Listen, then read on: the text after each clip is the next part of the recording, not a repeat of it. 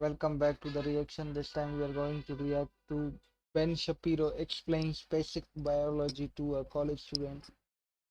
Now, this video should be good. I expect many great things from this video. So let's begin. Hey Ben, I've been waiting for a long time. Wait a minute. Let's just. Oh, there is no subtitle. Sorry for that. I've kind So of have I, pondered. for this moment. Yeah, I've kind of pondered how to ask this, but how does your view of transgender issues work when scientific anti-realism as a concept exists? You're going to have to explain that one. All right. Yeah, you really have to explain that one. So scientific anti-realism is the concept that when you see me, you see, my skin, my hands, everything about me, but you do not see my cells, you do not see my atoms, you do not see the things that make up the things, they are just physical. So there is no really true way to prove, other than by hitting me, obviously, Okay. that I am right here, if it He's trying to confuse is us only us two with his mumbo jumbo. talking. So therefore, this would apply to any gendering things, including intersex, which can have an XX or XY chromosome and have androgen or estrogen insensitivity. So I just need you to narrow this down. Is Yeah, the argument what that I'm things trying- that we don't understand the nature of things because we don't have microscopes, and therefore we can't determine sex?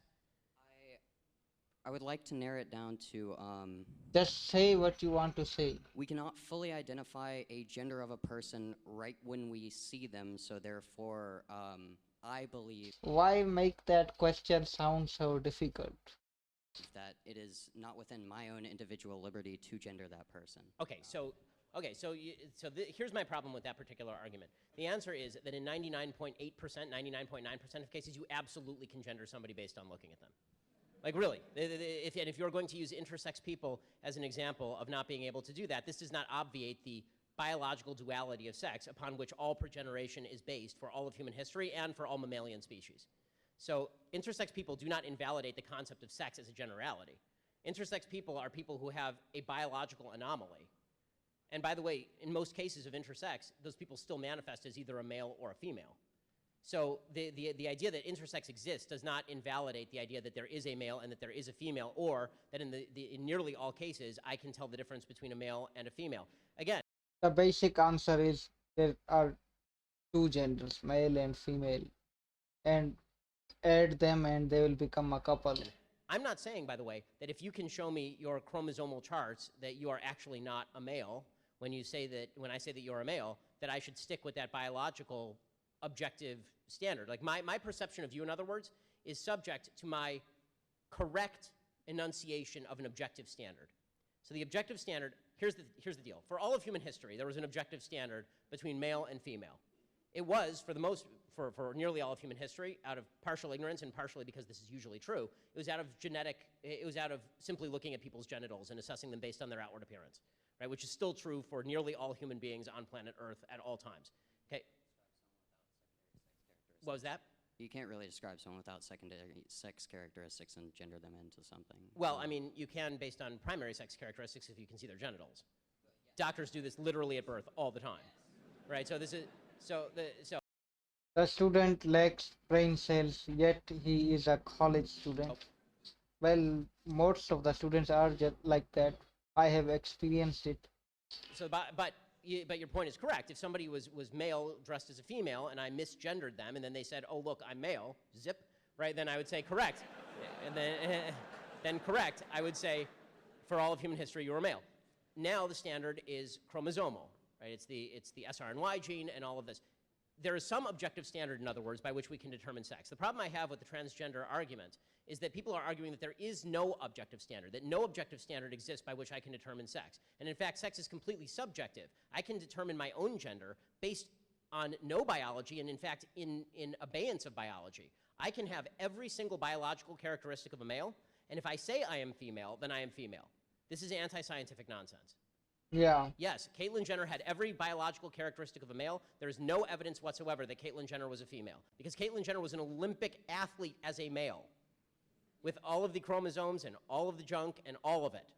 right? That is it. That is a biological male. And then we are supposed to believe that Caitlyn Jenner is a female. Listen, I'm happy to call Caitlyn Jenner Caitlyn because people can legally change their name. If I were out to dinner with Caitlyn Jenner, I wouldn't go out of my way to say Caitlyn Jenner is a he because why would I want to have a bad dinner with somebody? But if I'm speaking in public with folks and I'm talking about the presence of sex, there is not a biologist worth their salt on planet Earth who would say that sex does not exist. So if sex exists, then what are the characteristics of sex? And the problem with biological anti-realism or scientific anti-realism, as you're suggesting, is that there is no actual standard of sex, that it's completely malleable. It's okay. We can, sorry, do you have a quick response? I don't want to cut you off. I'm not saying that sex is malleable. I'm saying there is male and female biologically. That is true, yes. Right. But I'm saying that gender is a spectrum. I'm saying that there is at least male, This- female, and non-binary Right, because and of I- this and- strange. This argument is so pointless and so much useless. There is no benefit from listening to it. We already know what the answer is. These people, these idiots are like in the 5 or 4% in the world population that say that we should legalize these things. So let's just stick to what humans have already been used to. What I'm saying is that there's a word game that goes on when people discuss gender. Because if we are talking about certain characteristics to which we attribute to masculine or feminine, if you want to say that there's a genetic male with feminine characteristics, we're fine. That's a male with feminine characteristics. Fine, that's fine. I mean, okay.